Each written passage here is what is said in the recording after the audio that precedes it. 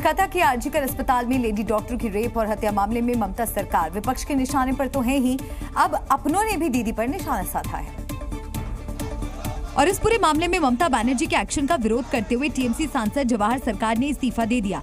उन्होंने social media platform x पर लिखा कि मैं मुख्य रूप से आरजीकर अस्पताल में भयानक बलात्कार हत्या मामले के बाद सबसे सहज सार्वजनिक आंदोलन को पश्चिम बंगाल सरकार द्वारा गलत तरीके से संभालने के कारण सांसद के रूप में पद छोड़ रहा हूँ। साथ ही उन्होंने ममता बनर्जी को एक चिट्ठी लिखी जिसमें उन्होंने अपनी नाराजगी जाहिर की। जवाहर सरकार ने लिखा कि मैंने पिछले 1 महीने से इस घटना के प्रति सभी की प्रतिक्रिया देखी और सोच रहा हूँ कि आप वो पुरानी ममता बनर्जी जैसी जूनियर डॉक्टरों के साथ बात नहीं कर रही हैं। अभी सरकार जो भी कदम उठा रही है वो काफी कम है और काफी देर हो चुकी है। सभी को लगता है कि अगर भ्रष्ट डॉक्टरों के इस चक्र को समय पर तोड़ दिया जाता और ऐसे उच्च पद के अधिकारियों जो इस घटना से जुड़े हुए हैं इनको हटाया जाता तो जरूर शांति बहाल होती। जवाहर सरकार के इस्तीफे पर टीएमसी की ओर से प्रतिक्रिया भी सामने आई। তিনি কোনো একটি সিদ্ধান্ত নিয়েছেন, সেই সিদ্ধান্ত সম্পর্কে কোনো মন্তব্য করব না। শুধু এটুকু বলতে পারি যে উনি যে উদ্বেগগুলি প্রকাশ করেছেন বা ওনার যে কিছু কিছু পর্যবেক্ষণ রয়েছে তার दरअसल लेडी डॉक्टर के साथ दरिंदगी केस को लेकर ममता सरकार की कार्रवाई पर सवाल उठे थे और उन आरोपियों को बचाने का आरोप लगा था। इससे पहले भी कई टीएमसी नेता इस पर नाराजगी जाहिर कर चुके हैं। इधर भारतीय जनता पार्टी को जवाहर सरकार के इस्तीफे को लेकर ममता बनर्जी पर निशाना साधने का मौका मिल गया। बीजेपी ने कहा कि ममता बनर्जी तानाशाह की तरह काम कर रही हैं। टीएमसी का मतलब तानाशाही मानसिकता और कल्चर भी है, मतलब भ्रष्टाचार भी करने देना है और भ्रष्टाचार के बारे में कुछ बोलना भी नहीं है।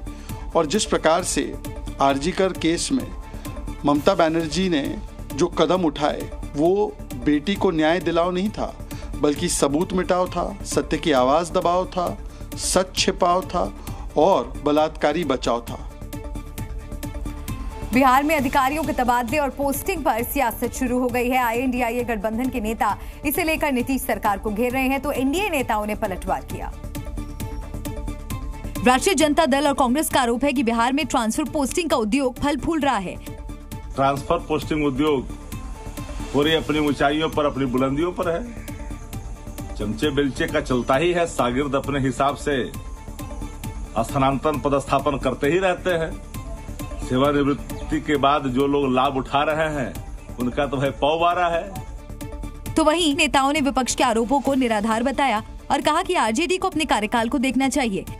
राष्ट्रीय जनता दल के नेताओं को अदालत में तारीख पर तारीख उनकी हाजिरी लगती रहती है और उसके बाद अगर वो राज्य सरकार के मंत्रियों के चरित्र पर सवाल खड़े करते हैं, उन पर भ्रष्ट होने का आरोप लगाते हैं, अधिकारियों के स्थानांतरण को लेकर सवाल खड़े करते हैं, तो ये सिवाय मानसिक और राजनीतिक दिवालियापन के सिवाय कुछ नहीं है। दरअसल शनिवार को बिहार सरकार ने बड़ा प्रशासनिक फेरबदल करते हुए 12 जिलों के जिलाधिकारी का तबादला कर दिया था। नोटिफिकेशन के मुताबिक बिहार में कुल 43 आईएएस अधिकारियों का ट्रांसफर हुआ है। और इस वक्त एक बड़ी खबर मिल रही है यूपी के फर्रुखाबाद से। ये बड़ी खबर है, गैंगस्टर चीनू यादव की संपत्ति को कुर्क किया गया है। गैंगस्टर एक्ट में 7.5 करोड़ से ज्यादा की संपत्ति को कुर्क किया गया है। 5 बस और 14 वाहनों की भी कुर्की की खबर आ रही है। गैंगस्टर के परिवार के बैंक खाते भी सीज कर लिए गए हैं। समाजवादी पार्टी से गैंगस्टर चीनू यादव का कनेक्शन भी सामने आ रहा है, तो गैंगस्टर के परिवार के बैंक खातों को भी सीज कर दिया गया है। ये बड़ी खबर इस वक्त की आपको बता दें, समाजवादी पार्टी से चीनू यादव का कनेक्शन सामने आ रहा है। यूपी के फर्रुखाबाद से इस वक्त की ये बड़ी खबर।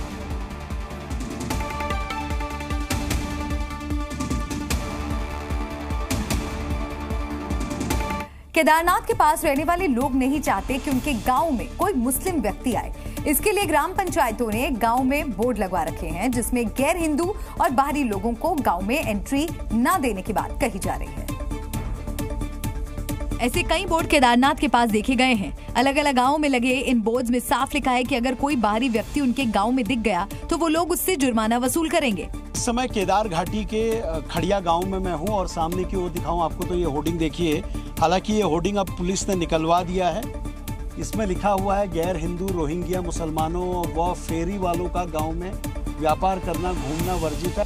जैसे कि संवाददाता ने बताया, प्रशासन ने इन बोर्ड्स को हटाने को कहा है। इसके बाद कई गांवों से इसे निकाल लिया गया। हालांकि इलाके के लोग इस तरह के साइन बोर्ड्स को सही मानते हैं। ये बहुत सही है, नहीं हटना चाहिए। इसको जैसे कोई दूसरा आएगा उसको तो पता होना चाहिए, पढ़ेगा लिखेगा कि देखेगा भाई ये गलत है या सही है। गांव वालों की माने तो बाहरी लोग उनके गांव में आकर अपराध करते हैं, इसीलिए उन्होंने ऐसे बोर्ड लगवाए हैं। केदारनाथ के पास रहने वाले लोग अपने गांव की सुरक्षा के लिए एकजुट हैं। जवान, बुजुर्ग, महिलाएं सबने एक स्वर में इन साइन बोर्ड्स का समर्थन किया। गांव की महिलाओं की माने तो बाहरी लोगों से उन्हें डर लगता है, वो कभी भी उनके लिए खतरा पैदा कर सकते हैं। अकेला जाती रही हमें रास्ते में तक डर लगते कि मारेंगे तो क्या करेंगे। भारी व्यक्ति तक तो बात ठीक थी, लेकिन बोर्ड में किसी विशेष धर्म के व्यक्ति को एंट्री न देने की बात से वहां रहने वाले कुछ लोग इत्तेफाक नहीं रखते। हर व्यक्ति के हिसाब से वो बोर्ड ठीक है, पर किसी मुसलमान या किसी कास्ट पे ये टिप्पणी गलत थी। पहचान पता होनी चाहिए, जैसे फेरी वाले हैं, जैसे अगर चोरी करने आए तो कोई फेरी वाला हिंदू भी हो सकता है। गांव में गैर हिंदुओं के प्रवेश को लेकर जारी किया गया फरमान अब सवालों के घेरे में है। ग्राम पंचायतों का ये फरमान कानून संगत तो बिल्कुल नहीं, इसीलिए स्थानीय लोगों के सपोर्ट के बावजूद प्रशासन की तरफ से इसे हटवाया जा रहा है। इन बोर्ड्स को लगाने वालों पर एक्शन होगा या नहीं, ये भी देखने वाली बात होगी। यूपी के प्रयागराज के जामिया हबीबिया मदरसे में आरएसएस के खिलाफ आपत्तिजनक दस्तावेज मिलने के बाद सियासत तेज है। यूपी के मंत्री ने भी माना कि मदरसों में जिहादी तालीम दी जा रही है। और उत्तर प्रदेश के कैबिनेट मंत्री धर्मपाल सिंह ने जी मीडिया से इस मुद्दे पर खुलकर बात की। उन्होंने बताया कि मदरसों में बच्चों का ब्रेन वॉश करने का काम किया जा रहा है। राष्ट्रीय स्वयंसेवक संघ को मदरसे में ये पढ़ाया जा रहा है कि ये राष्ट्रवादी संगठन नहीं है, आतंकवादी संगठन, जहाँ इस तरीके की शिक्षा दी जाए। मेरे पास ये विभाग रहा है। जो नेपाल बॉर्डर पर जो मदरसे हैं उनमें हमने जांच कराई। जांच में जो पैसा आया है वो ये नहीं बता पाए ये पैसा कहाँ से आया है। दरअसल प्रयागराज के जामिया हबीबिया मदरसे में कुछ दिन पहले छापेमारी में आपत्तिजनक दस्तावेज मिले थे, जिसमें राष्ट्रीय स्वयंसेवक संघ को आतंकवादी संगठन बताया गया, जिसके बाद प्रयागराज प्राधिकरण ने कार्रवाई करते हुए मदरसे को सील कर दिया था। इस मदरसे में नकली नोटों की फैक्ट्री और विदेशी फंडिंग का भी खुलासा हुआ था। वहीं दूसरी ओर धर्मपाल सिंह ने बताया कि जो भी कानून तोड़ेगा सरकार उसके खिलाफ सख्त कार्रवाई करेगी। धर्म, मजहब, जाति, संप्रदाय के आधार पर कोई कानून की व्यवस्था नहीं है। जो नियमों का तोड़ेगा मरोड़ेगा उसके साथ योगी सरकार उत्तर प्रदेश में कड़ी कार्रवाई करेगी और कर रही है। मध्य प्रदेश के उज्जैन से हैरान कर देने वाला मामला सामने आया। नागदा इलाके में एक संत से कुछ लोगों ने मारपीट और अभद्रता की, जिससे पुलिस सख्ते में आ गई। आरोपों के मुताबिक संत ट्रेन से उतरकर स्थानीय आश्रम में जा रहे थे, तभी रास्ते में दो लोगों ने रोककर उनके साथ मारपीट की और उनके कपड़े तक उतार दिए।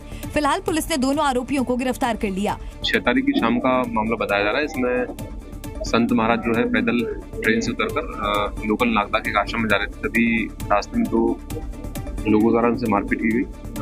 जब पुलिस ने त्वरित एक्शन लिया, तत्काल पहुंच कर संत महोदय से बात की तो उनके द्वारा बताया गया कि एक विक्की शुक्ला और एक लक्ष्मण करके व्यक्ति जो उनसे आए और मारपीट करके उनसे अभद्रता की है। पीड़ित संत के मुताबिक उनको जान से मारने की धमकी भी दी गई।